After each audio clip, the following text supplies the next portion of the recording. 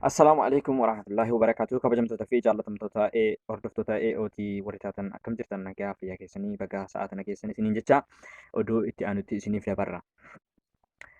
Naannoo Amaaraa godina addaa saba Oromoo magaalaa Makkanaa yookaan waan Ajilee Dummuugaa magaalaa Axaayii keessatti guyyaa kaleessaa halkan galgala sa'aa lamarratti eegalee halkan guutuu dhukkaasii akka banametti dhukka'aa bulee ganamarraa lolli walitti seene jechuudha. Guyyaa har'aa guutuu akkuma lolamitti oolan ganamarraa nama hedduu waan rasaasan rukutamee jiruuf mana yaalatti deemuun isaanii beekamee jira. Akkasumas magaalaa ganda Axumaa Fursee keessatti lolli cimaan gaggeeffamaa akka oole nuuf gabaasanii jiru maddeen keenya. Egaa gara aanaa Jillee Dummuugaa yoo deebinee gara Allaalaa kanatti iddoo Allaala jedhamutti magaalaa Sanbatee cinaa akka walitti gaarreeffatanii jiran nuuf himanii jiran uummanni keenya. Oduu gaddaa itti aansinee isiniif himuuf deemna. Ijoolleen keenya kan rasaasan rukutamanii guyyaa rasaasan rukutaman jechuudha.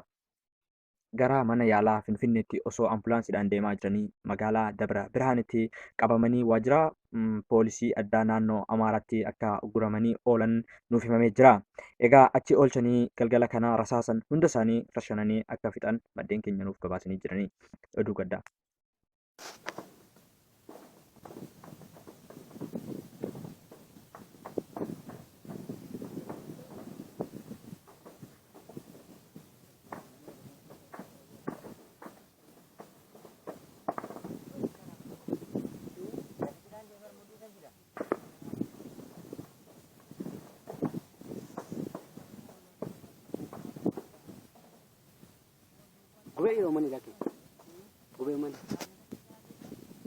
Uummanni Oromoodhaa kutaa 11 guutuun akka sagalee uummata Oromoo Wallootiif taatan kabajaadhaan isin gaafanna.